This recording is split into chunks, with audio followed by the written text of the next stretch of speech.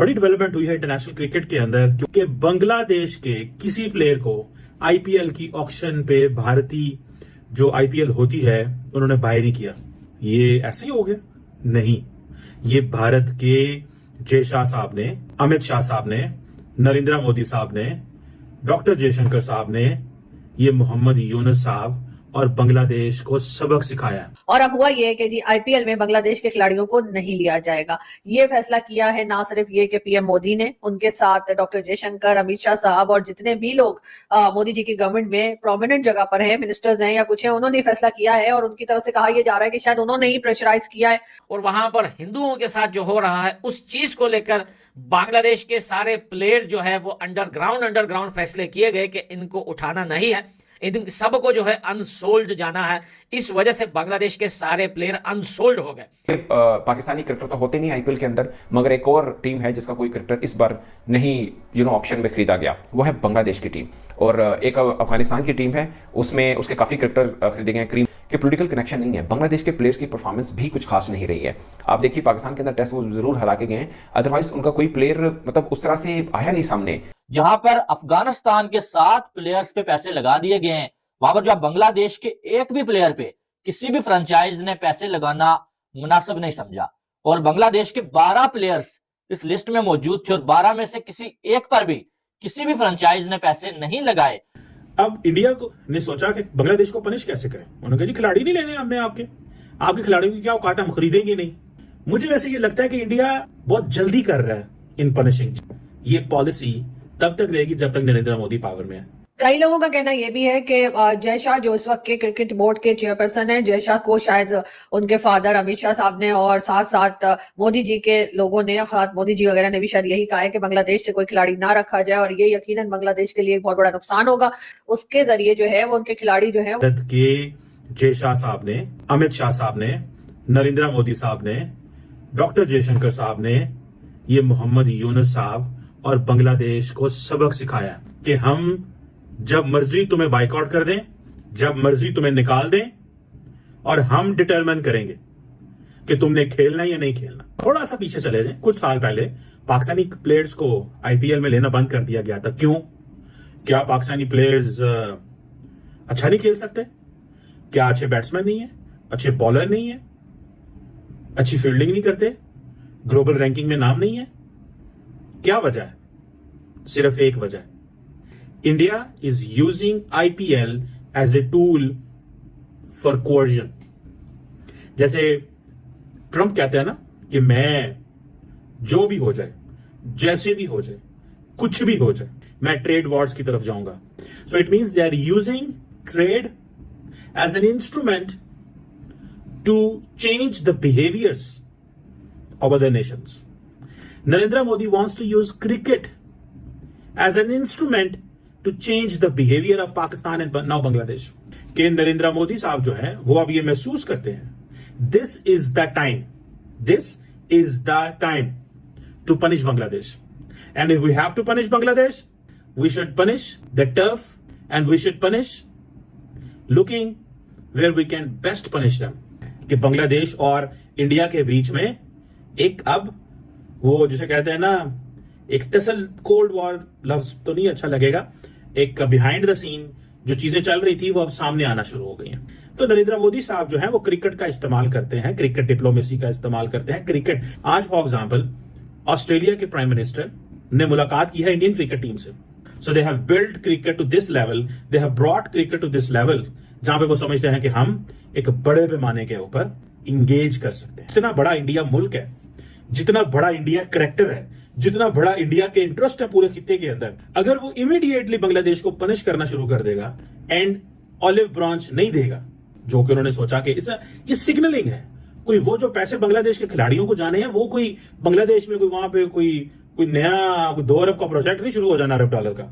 इस signalling, you are doing signalling. कि अमित शाह साहब के जो बेटे हैं जय शाह साहब, उनको बिठाया ही इसलिए गया है because cricket is a lucrative thing, वहां पे पैसा भी बहुत है बीसीसीआई में, एंड आप अपनी मर्जी से चीजें भी प्ले कर सकते हैं। सो नरेंद्र मोदी साहब ने क्रिकेट डिप्लोमेसी को रिवर्स कर दिया, क्रिकेट कोर्सिव स्ट्रैटेजी लेके आए हैं। क्रिकेट को एज ए टूल इस्तेमाल किया जाता है, कोर्जन के तौर पर एज ए टूल इस्तेमाल किया जाता है कि हाँ जी हमने बंग पाकिस्तान को दिया था तो हमने ठीक कर दी थी तबीयत पाकिस्तान की, ठीक कर दी थी ना तबीयत पाकिस्तान की। अब बाकी भी ठीक हो जाएंगे सारे इंशाल्लाह। आईपीएल में भी पहले हमारे खिलाड़ी हुआ करते थे, लेकिन अब आईपीएल से जो है वो पाकिस्तानी खिलाड़ियों को उन्होंने रखना बंद कर दिया है। और उसका मेन रीजन यही है कि भारत के साथ जो टर्म्स हमारे रहे हैं, भारत को जो पाकिस्तान के साथ शिकायतें रही हैं और कई एलिगेशंस जो लगाई गई हैं, उनमें से कई तो ऐसी हैं कि जिसे पाकिस्तानी खुद भी कहते हैं कि हाँ ये गलती पाकिस्तान से हुई है। तो इस वजह से पाकिस्तान के साथ तो टर्म्स ऐसे नहीं है कि पाकिस्तान के खिलाड़ियों को रखा जाए। पाकिस्तान की जो क्रिकेट के लोग हैं या क्रिकेट के खिलाड़ी हैं, उनको इंडिया में उन्होंने आईपीएल में लेना छोड़ दिया। अब बारी आई है बांग्लादेश की। जी हाँ, बांग्लादेश के साथ टर्म्स हमेशा से बहुत अच्छे रहे भारत के, बल्कि बहुत टाइम तक तो कुछ एक साल पहले तक तो ये भी कहा जाता था कि जी बांग्लादेश बनाया ही जो है वो भारत ने है, और भारत ने कोशिश करके और भारत ने साथ देकर और उस वक्त बांग्लादेशियों का साथ दिया, बांग्लादेश के लोगों का साथ दिया, जिसकी वजह से 1971 में पाकिस्तान से अलग होकर बांग्लादेश बना। और अब हुआ ये कि जी आईपीएल में बांग्लादेश के खिलाड़ियों को नहीं लिया जाएगा। ये फैसला किया है ना सिर्फ ये कि पीएम मोदी ने, उनके साथ डॉक्टर जयशंकर, अमित शाह साहब और जितने भी लोग मोदी जी की गवर्नमेंट में प्रोमिनेंट जगह पर हैं, मिनिस्टर्स हैं या कुछ हैं, उन्होंने फैसला किया है। और उनकी तरफ से कहा यह जा रहा है कि शायद उन्होंने ही प्रेशराइज किया है अपनी जो उनके यहाँ की यानी क्रिकेट टीम के जो हेड है या समझे क्रिकेट बोर्ड के जो हेड है अमित शाह साहब के बेटे, उनको शायद ये कहा गया है कि आपने बांग्लादेश की टीम को नहीं लेना, या बांग्लादेश की टीम में से या खिलाड़ियों में से, क्रिकेटर्स में से किसी को नहीं लेना। और इस तरह से करके शायद भारत जो है वो एक तरह से बांग्लादेश को सजा दे रहा है, उसको उनको पनिश कर रहा है, या उनको ये बता रहा है कि जी अब वो जो सारे मजे आपके लगे हुए थे शेख हसीना के साथ, कि आप आईपीएल में भी आ रहे थे और बाकी चीजों में भी आ रहे थे, गौतम अडानी भी कुछ नहीं कह रहे थे और इलेक्ट्रिसिटी भी आप इस्तेमाल कर रहे थे, तो वो सारे के सारे मजे जो हैं या वो सारे के सारे फायदे जो हैं वो अब रोक दिए जाएंगे। और अब आईपीएल में जैसे कि सभी जानते हैं कि अमित शाह जी के बेटे जो हैं वो जी आईपीएल या क्रिकेट बोर्ड के जो चेयरपर्सन है वही है। और इसीलिए कहा यह जा रहा है कि जी अब आईपीएल के लिए भी बांग्लादेश की जो टीम है उसको उसमें से किसी भी खिलाड़ी को नहीं रखा जाएगा। यानी कि ये एक काफी बड़ा नुकसान जो है स्ट्रिक्टली जो है वो भारत काम कर रहा है, और भारत इतनी आसानी से बांग्लादेश में जो कुछ हो रहा है मेरे ख्याल है उसको होता हुआ नहीं देखेगा। और कहीं ना कहीं हर जगह से ऐसा कुछ किया जाएगा जिससे कि बांग्लादेश को ये एहसास हो या बांग्लादेश की गवर्नमेंट को ये एहसास हो कि वो क्या गलत कर रहे हैं बांग्लादेश में रहने वाले हिंदू फैमिलीज के साथ। और यही वजह है कि पहले हमने पाकिस्तान और अब हमने देखा कि बांग्लादेश के साथ भी तकरीबन वही पॉलिसी जो है वो फॉलो की जा रही है कि जी आप अगर वहां पर रहने वाले बांग्लादेश में रहने वाले जो हिंदू फैमिलीज है, अगर आप उनके साथ गलत करेंगे, अगर आप उन्हें परेशान करेंगे, तंग करेंगे, आप उन्हें तरह तरह से वहां से निकल जाने को कहेंगे या उन्हें वहां से भगाने की कोशिश करेंगे, कन्वर्ट करने की कोशिश की जाएगी, तो भारत जो है वो वहां पे जो हिंदू मौजूद हैं बांग्लादेश में उनके साथ रहेंगे। अभी पाकिस्तानी क्रिकेटर तो होते नहीं आईपीएल के अंदर, मगर एक और टीम है जिसका कोई क्रिकेटर इस बार नहीं ऑप्शन में खरीदा गया, वो है बांग्लादेश की टीम। और एक अफगानिस्तान की टीम है, उसमें उसके काफ़ी क्रिकेटर खरीदे गए हैं। करीम जन्नत उसमें है, गुरबाज है, अल्लाह गुजनफर है उसके अंदर, और फजल हक फारूकी है, बाकी राशिद खान है। अगर बाकी तकरीबन उनके जो मेन स्ट्रीम के क्रिकेटर हैं सबके सब हुए हैं। नूर अहमद को 10 करोड़ रुपए इंडियन रुपीस में मिले हैं, मतलब इतनी हाई प्रोफाइल के अंदर सीएसके ने उसको उठाया।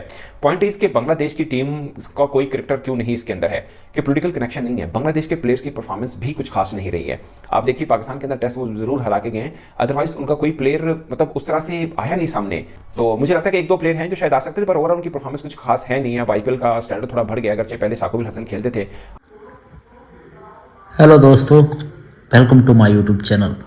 दोस्तों, इस बार 2025 में जो आईपीएल होने वाला है उसमें बांग्लादेश का कोई भी खिलाड़ी शामिल होने वाला नहीं है, क्योंकि इस बार कोई भी खिलाड़ी बिका नहीं है, सब अनसोल्ड रह गए हैं।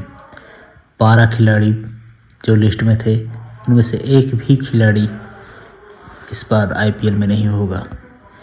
पिछले आईपीएल में कई बड़े बड़े नाम थे बांग्लादेश के, जैसे शकीब अल हसन और मुस्तफिजुर जो अच्छे बॉलर हैं, वो भी इस बार नहीं है। शांतो भी नहीं है, और कई नाम हैं जो इस बार किसी भी टीम में शामिल नहीं होने वाले।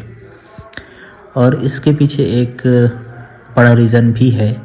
हाल ही में हमने देखा था कि बांग्लादेशियों ने अभी कितना बड़ा दंगा किया था बांग्लादेश में, जिन्होंने कई मंदिर गिरा दिए और कई हिंदू लोगों को उन्होंने घात पहुंचाई है, उसके कारण भी इंडियन गवर्नमेंट ने शायद ये फैसला किया है कि अब बांग्लादेश के खिलाड़ी भी आईपीएल में शामिल नहीं हो सकते, जैसे पाकिस्तान के खिलाड़ी आईपीएल में शामिल नहीं होते हैं। दोस्तों देखते हैं आगे क्या होता है। वीडियो में बने रहने के लिए धन्यवाद। वीडियो को प्लीज़ लाइक करें, सब्सक्राइब करें और कमेंट करें। Thank you guys.